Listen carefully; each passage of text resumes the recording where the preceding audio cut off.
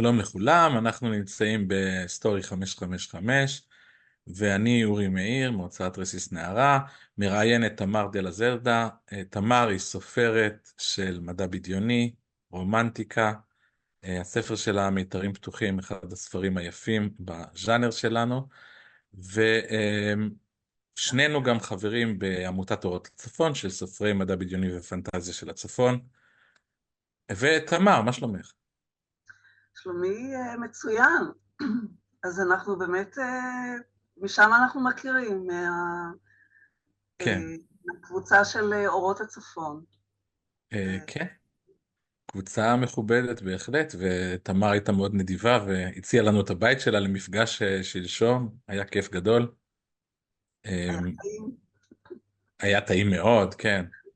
בעיקר אני זוכר את הקרקרים קוסמת, היו יוצאים מן הכלל. אמ, ואני אולי צריך לכעוס על עצמי, כי אני בעצם סיימתי את הספר שלך רק היום בבוקר, אחרי שכל כך הרבה זמן אנחנו מכירים. וואו. אבל עכשיו אני לפחות יודע על מה אני מדבר. ובאמת זה יצירה מאוד מורכבת. הספר הזה, הוא מתרחש בהרבה מישורי זמן, הוא מספר סיפור שהוא מצד אחד מאוד חיפאי. יש נתן זך כתב פעם שיר, אני אזרח העולם, הספרים שאני קורא מגיעים מעבר לים. ואני זוכר שדיברתי פעם עם מישהי חיפאית על ספרות חיפאית, ואמרתי זה שיר של ספרות חיפאית, כי הוא מדבר גם על מעבר לים. הים הוא חלק מחיפה, והים וכל האפשרויות שהוא פותח. אז נכון. זיהיתי בספר את מונטריאול, את גרנובל, כמה מקומות באיטליה, עוד כמה מקומות בצרפת, פריז כמובן, הלובר. ואני רוצה לשאול אותך על תהליך הכתיבה של הספר. איך הגענו לספר הזה? אז באמת זו שאלה מתבקשת, כי אומנם לא הצגתי את עצמי, אבל אני אדריכלית, ככה יצא, במקצוע שלי, והתחלתי לכתוב בשלב, נאמר, אחרי ששני ההורים שלי נפטרו, וזה כנראה לא במקרה. אבל בעצם התחלתי לכתוב מחדש, כי אני מגיל 6 ואילך, התחלתי לכתוב שירים וקטעי סיפורים, לשלוח לארץ שלנו, וכל הילדים בכיתה היו בטוחים שתמי, כך קראו לי אז, תהיה סופרת. גם אני חשבתי ככה. לא יצא אז, וזה קשור לאחד הנושאים שאתה תרצה אחר כך לדבר עליהם, שזה מקומות. כן. המקום שאני ידעתי שאני הולכת אליו אחרי הצבא, בלי קשר אם יש שם את הספרות הכללית שרציתי או לא, היה ירושלים. אה.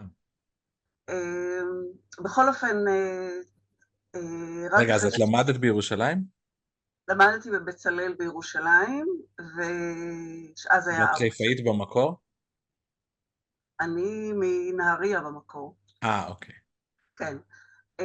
בכל אופן, רק אחרי הרבה שנים, כלומר, אחרי ששני ההורים שלי נפטרו, אז הייתי בערך בתחילת שנות ה-40 שלי, אמצע שנות ה-40 שלי, והתחלתי ללמוד לכתוב קורסי כתיבה יוצרת עם אגר ינאי, עם סמי ברדוגו, עם עמיחי שלו, ובדיעבד אני חושבת שהכתיבה בשבילי הייתה בית. וזה לא מקרה, הגעתי לשם כשההורים שלי כבר לא היו איתי. ואת הטיוטה הראשונה של הספר הזה כתבתי בשנת 2014-2015, כן. ולא היה לי אומץ להוציא אותה.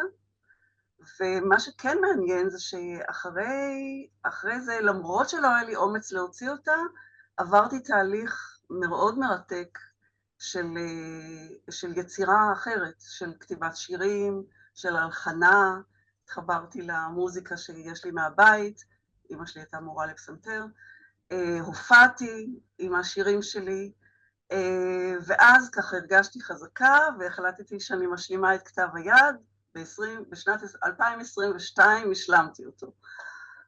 הוא יצא מה בתחילת שנקרא היריון 2020. ארוך. כן, כן, אבל המשכי ונחוש, כן. אז אפשר להגיד שהספר התחיל להיכתב עוד הרבה לפני שהוא יצא, לפני שנה.